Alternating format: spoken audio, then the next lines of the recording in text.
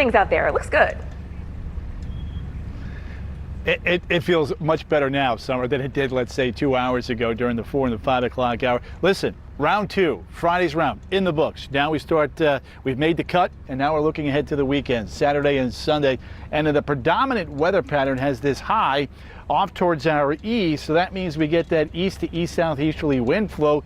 That is actually going to be picking up as we head through the weekend, and as it does so, it's going to take those coastal showers, work them inland over the course here, and then develop some thunderstorms there on the western side of the peninsula. And then on Sunday, it is going to be more of the same thing, more of a south-southeasterly wind flow. Showers move inland, and then they push off towards the west, meaning that there will be a few showers around, but I think the thunderstorms will stay west of Bay Hill. The problem, though, this weekend is going to be the wind and those dry conditions. So 86 on Saturday, 87 here on Sunday. There is a low chance for some showers, but the storms should be remaining off towards the western side of the peninsula. With more on that weekend forecast and what to expect into next week, let's send you back to Marquise Meter right now to get the update on that. Marquise?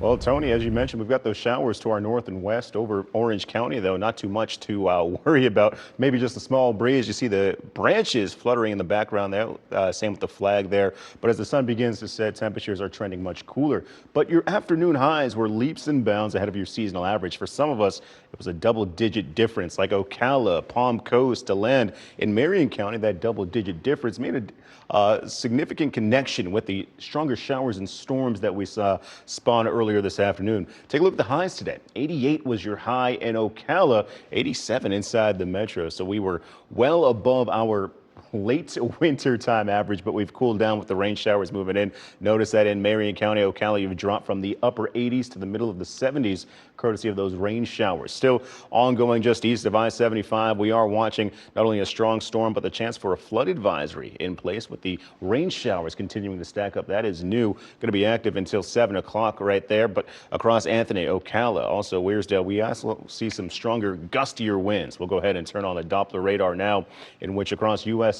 27 here, we've got winds anywhere between 20 and also 40 mile per hour conditions. So breezy with those storms passing through, and they left behind some significant rainfall, rain that we desperately need here in Central Florida. As Marion County entering today, you were under an extreme drought. So far, we've stacked up nearly 2.5 inches of rain between Ocala and Anthony, a little bit more out towards the west, and Denellen, 2 to 3 inches of rain in this direction. So we'll keep an eye on this storm in particular for the next half an hour. Likely going to be fading, though, past 6:30 and then into 7 o'clock. We're squeezing out those last few drops of rain. 8 o'clock, we're much drier, and then overnight we will see that chance for some foggy weather, especially out towards Flagler County, where we could see those visibility restrictions drop down below 2 statute miles, below 1 at some points in time. So we could be waking up to another dense fog advisory, but the fog will lift as temperatures rise yet again tomorrow in the morning.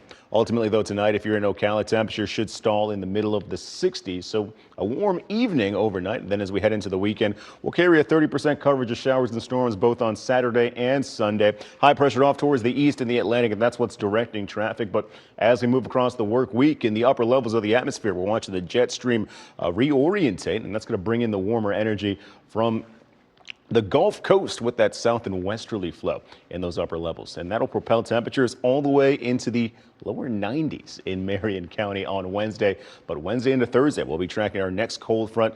Then by Friday, temperatures drop down into the 70s. So some relief from the heat for many. But before we get there, we will be watching those temperatures climb back into the upper 80s on Sunday. We'll actually keep that same energy around Monday through Wednesday, before we see that cold front moving in and your warm air moving out. Look to finish off your certified most accurate forecast in the 70s next Friday.